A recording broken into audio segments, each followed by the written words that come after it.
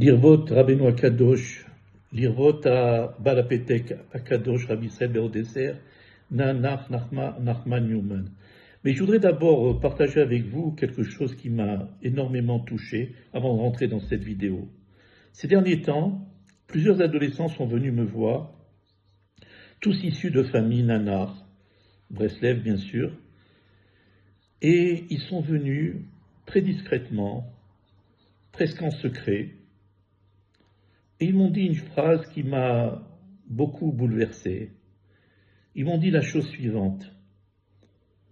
Nous voulons tellement aller à Ouman, à Rosh Hashanah, mais nos parents nous l'interdisent. Alors quand j'ai vu leur tristesse, quand j'ai vu leur désarroi, je me suis dit que certainement qu'il fallait parler.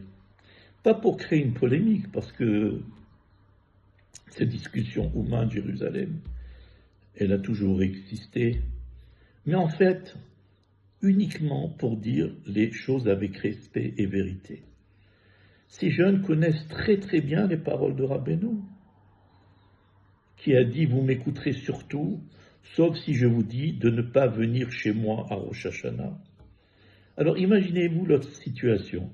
D'un côté, le respect des parents, qui est une chose sacrée, et de l'autre, l'appel du tzaddik. Quand j'ai vu ces jeunes, sincères, attristés, presque déchirés intérieurement, cela m'a profondément touché. Alors je voudrais vous raconter quelque chose que j'ai vécu moi-même. En 1991,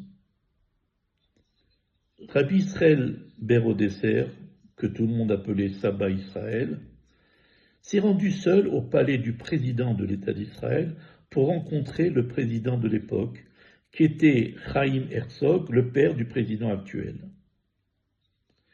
Il est allé avec une demande extraordinaire. Il a demandé le rapatriement de la sépulture de Rabbeinu, Rabbi Nachman, à Jérusalem. Et à cette époque, Saba Israël était très respecté, même dans l'entourage du président. Certains le connaissaient directement. La demande a été prise au sérieux. Des démarches ont même été engagées entre l'Ukraine et Israël. Et un accord avait été accepté avec une annulation de dettes, de médicaments autres. Mais quand les journalistes ont appris la nouvelle, ils ont commencé à annoncer à la radio, partout, que Rabbi Nachman arrivait à Jérusalem. À ce moment-là, une personnalité du monde Breslev est allée voir le président et malheureusement, il a parlé très durement. Il lui a dit que Rabbi Israël ne représentait rien. Il ne se représentait même pas lui-même. Que lui, était le président du Olam, de tout le monde Breslev. Je suis le dirigeant du Vad Olami Breslev. Tout Breslev, c'est sur moi que ça repose. Et le président a été froissé. Il a été profondément offensé. Et finalement, la mission a été annulée. Mais Saba ne le savait pas encore. Il pensait que tout avait été réglé. D'ailleurs, cette année-là, il n'a même pas fait le nécessaire avec ses chamashim pour organiser le voyage à Ouman. C'était pas prévu.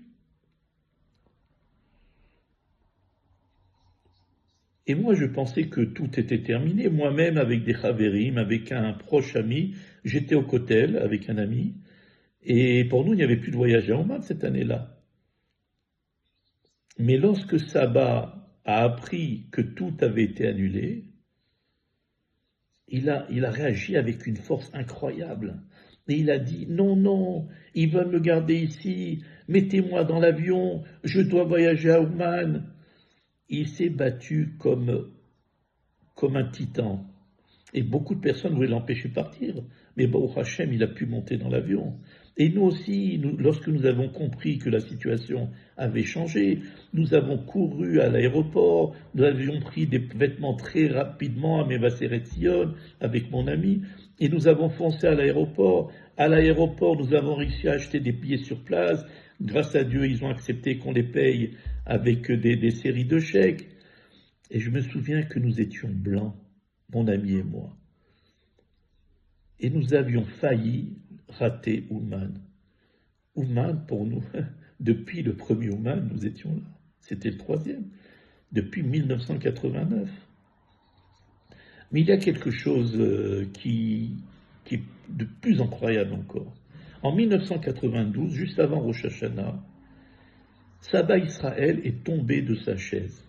Il s'est cassé le col du fémur. Il avait alors 104 ans. Il a été hospitalisé à Hadassah Medical Center. Il souffrait énormément.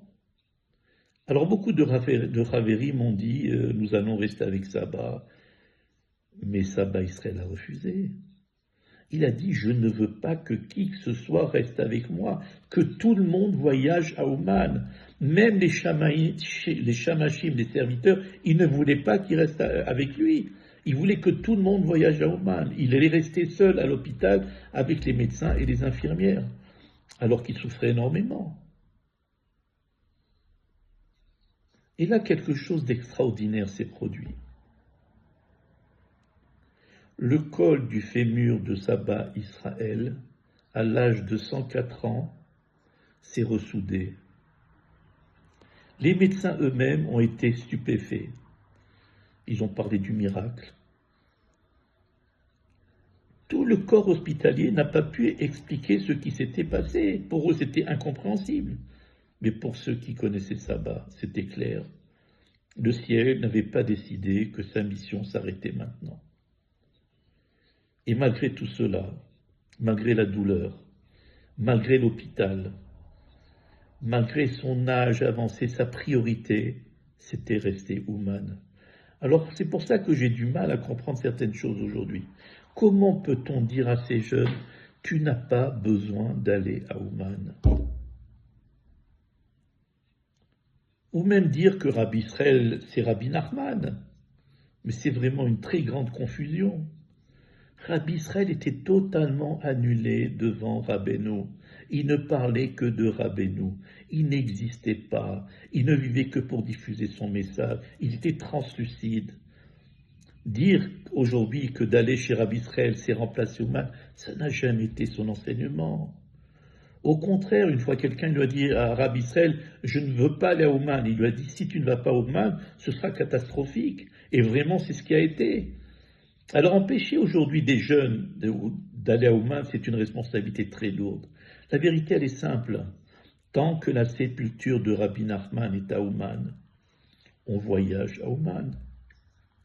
Ces jeunes-là, ces jeunes enfants qui nous ont été confiés, qui nous ont été remis par Akadosh Baruch Hu Hashem Yitbarach, pour leur faire obtenir leur réparation dans ce monde. Pouvons-nous, nous, réellement, les empêcher d'obtenir leur tikkun, leur réparation? Il n'y a pas là une très très grande responsabilité. Alors, peut-être qu'un jour, avec l'aide d'Hachem, Rabbeinu sera rapatrié à Jérusalem, j'en suis pratiquement sûr. Et ce jour-là, nous resterons tous à Jérusalem. Mais en attendant, n'empêchez pas ces jeunes d'y aller. Parce que lorsqu'un jeune juif ressent dans son cœur le désir vraiment d'aller à Ouman, à Rosh Hashanah, chez le tzaddik, ce n'est pas une rébellion. C'est son âme qui appelle le tzaddik. Shalom à tous.